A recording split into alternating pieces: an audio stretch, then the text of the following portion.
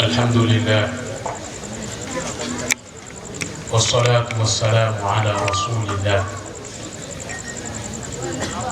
سيدنا وحبيبنا وشفيعنا وقدوتنا ومولانا محمد بن عبد الله الذي أدى أمانة ربه على خير وجه ونصحنا أعظم نصح الذي كان ولا يزال أعظم دستور البشرية إلى يوم الدين.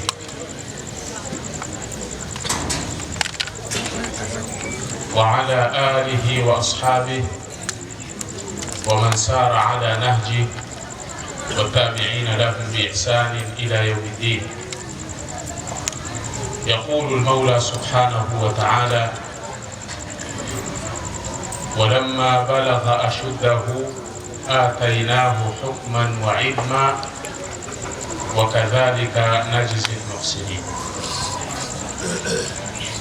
ويقول المصطفى صلى الله عليه وسلم: الحسن يأكل الحسنات كما تأكل النار الحطب. ويقول الإمام الشافعي رحمه الله: ورزقك لا ينقصه التأني وليس يزيد من الرزق العناء إذا كنت ذا قلب قنوع فأنت ومالك الدنيا سواء. وبعد mashekhe na walimu zetu mlioko meza huu na hata wale mlioko upande huu pia, wanafunzi wenzangu na hudhuri yote kwa ujumla, assalamu alaikum wa rahmatullahi wa barakatuh.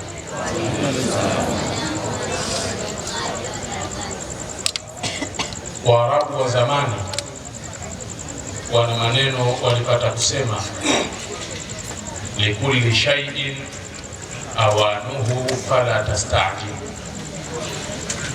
wakiwa na maana kwamba kila kitu kina muda wake, usiharakishe mambo. Ndugu zangu watukufu wa Kiislamu, kuna baadhi ya vitu ama mambo kabla ya kuyapata yanahitaji yatanguliwe na ukomavu ama utayari. Kinyume chake, lau tutayapata hayo mambo au tutavipata vitu hivyo kabla ya ukomavu au kabla ya utayari, kuna hatari ya kuvipoteza mapema sana.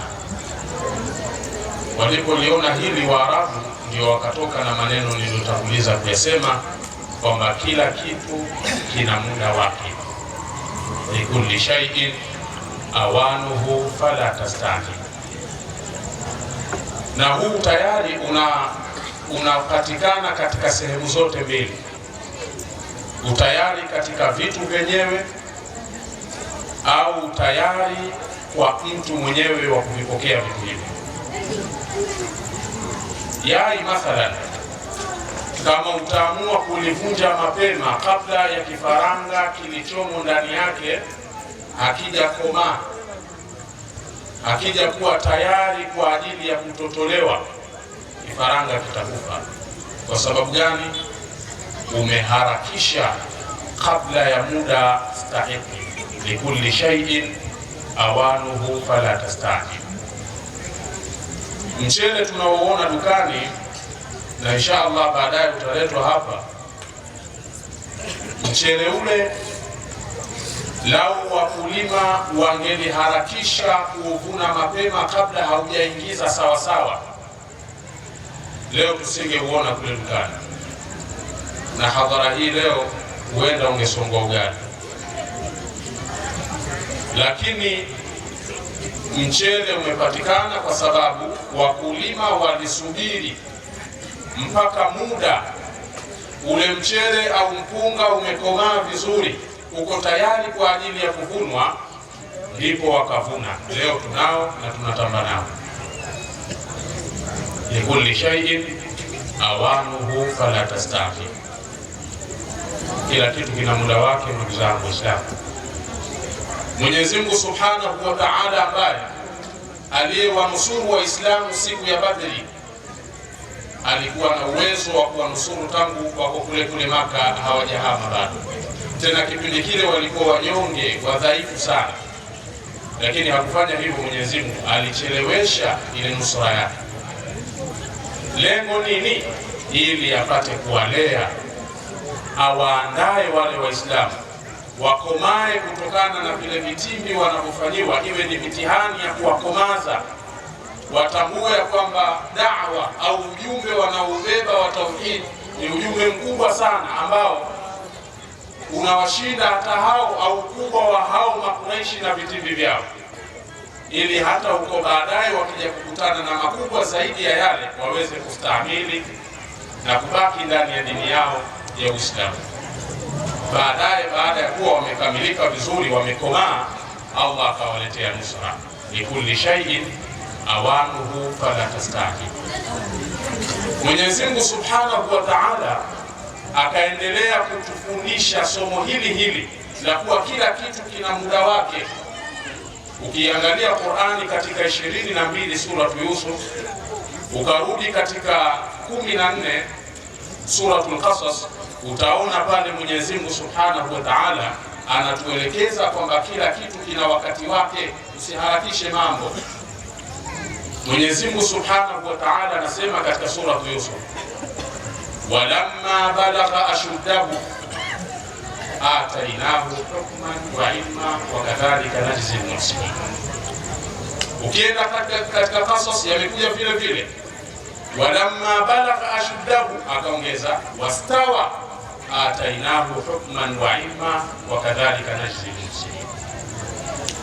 Maana kwamba nazama alipofikia ukomavu huyo Nabiullah Yusuf, alipofikia ukomavu wa akili, ukomavu wa kimwili, kiasi anaweza kuhimili kubeba ile mizigo mizito ya utume, atainahu hukman wa ilma. Alipofika katika muda huo, ndipo tukampa utume na tukampa na elimu.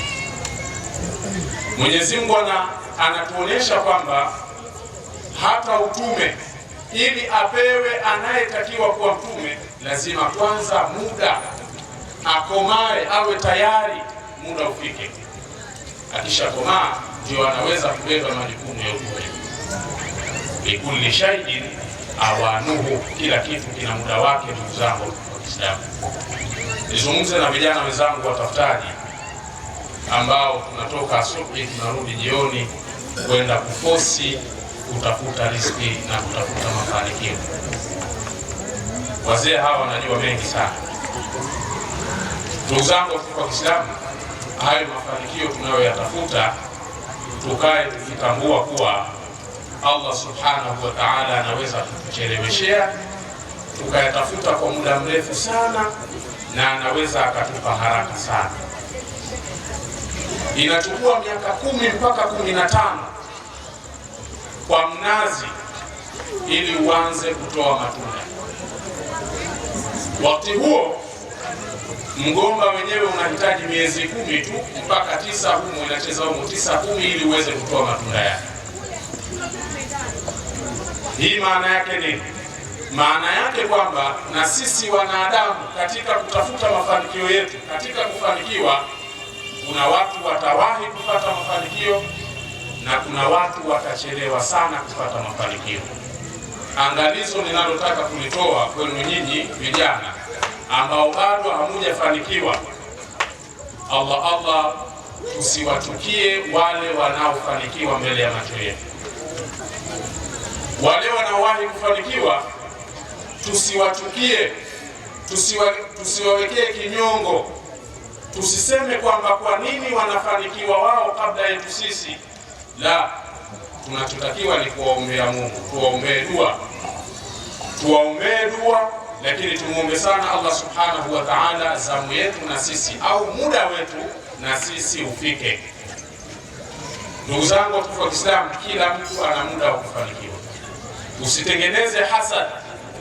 Ukiweka hasad ndani ya moyo wako kwamba kutamani neema alionayo mwenzio au mafanikio alionayo mwenzio yamuondoke, tayari unatengeneza ugomvi na Allah Subhanahu wa Ta'ala. tayari unajitengenezea aina mbaya miongoni mwa aina za maradhi ya moyo ambazo zitakwenda kukuchoma mbele ya Allah subhanahu wa ta'ala. Bwana Mtume Muhammad sallallahu alaihi wasallam alikemea vikali, alisema iyyakum wal hasada, katika hadithi ya Abu Hurairah, iyyakum wal hasada, jihadharisheni, jiwekeni mbali na vinyongo, kuchukia wenzenu wanaponeemeshwa. Jiwekeni sana mbali na hali hii, kwa sababu fa innal asada yaakulu alhasanat. Hii hasadi ina tabia ya kula mema unayoyafanya, kama taakulu naru alhataba, kama ambavyo moto unavyokula kuni. Unaweza ukawa unafanya ibada zako sana, saimu nahari qaimu laili, lakini ukaenda mbele ya Allah subhanahu wa ta'ala, lile kapu lako la hasanati likawa chini sana. Ukamuuliza Allah, mimi mbona nimetenda sana? Sawa, umetenda, lakini ulikuwa na hasadi. Innal hasada yaakulu alhasanat. Ndugu zangu watukufu wa Kiislamu, tuwaombee dua, lakini tumuombe Allah subhanahu wa ta'ala na sisi asitucheleweshe sana. Lakini nimalize kwa kutoa angalizo pia kwa wale wanaofanikiwa mbele yetu, wanaofanikiwa kabla yetu. Allah tumshukuru Allah subhanahu wa ta'ala kwa hayo mafanikio uliyopata. Usiwadharau wenzako ambao hawajafanikiwa bado, bali waombee Allah subhanahu wa ta'ala na wao ikiwezekana waweze kufika pale ulipofika wewe. Kuna baadhi ya watu wanapokuwa katika kilele cha ubora kuwazidi wengine, huwa wanaota mapembe na kuwa wanyambi dhidi ya wengine, kuwadharau, kuwaona kwamba ni duni, hawana thamani. Wakae wakitambua kwamba huenda sisi Allah subhanahu wa ta'ala ametuumba kama matunda ya mti mmoja. Si kweli kwamba mchungwa unapozaa machungwa kisha yale machungwa yote huwa yanawiva kwa wakati mmoja, la, bali kila tunda au kila chungwa litawiva kwa wakati wake. Hii inatuonesha kwamba likulli shay'in, atatupa yale mafanikio ambayo wenzetu wameyapata, lakini wale waliopata wasiwadharau wengine. Kuna watu walisoma mahali pamoja, mbali na kusoma walikaa au waliishi mtaa mmoja ama waliishi geto moja, kisha baadhi yao wakafanikiwa kuanza kupata kazi kuliko kabla ya wengine. Wao wanageuka nyuma na kuwasema wale wenzao kwamba hao ni wavivu, hawafanyi kazi bwana. Kuna watu katika mitaa tunaishi humu, wao wanatangulia kuoa kabla ya wengine. Basi kile kitendo cha wao kutangulia kufanikisha katika hilo, huwa wanawageukia wenzao na kuanza kuwasimanga badala ya kuwavuta, kuwalingania kwa lugha zilizokuwa nzuri katika jambo la kheri kama hili. Ndugu zangu watukufu wa Kiislamu, tujitahidi sana sana kudhibiti na kutambua ya kwamba sisi tunaishi katika ulimwengu huu kwa mujibu wa makadirio aliyokadiria Allah subhanahu wa ta'ala. Tuendelee kutafuta, lakini tujue kwamba zamu yetu itafika, na wakati tunatafuta basi tusiwekeze nguvu kubwa katika kutafuta hayo maisha ya dunia tukaisahau akhira yetu. Tutafute dunia, wakati huo huo tunapata muda wa kutafuta akhira zetu. Na Imam Shafi'i anasema, nimalize, wa rizquka la yanqusuhu ta'anni wa laysa yazidu min rizqi al-'anab idha kunta dha qalbin qanu'in fa anta wa maliku dunya sawa'un wal 'afwu minkum. Wassalamu alaykum wa rahmatullahi wa barakatuh. Wa alaykum assalam wa rahmatullahi wa barakatuh. Jazakallahu alkhair Ustaz Abu Yaqub.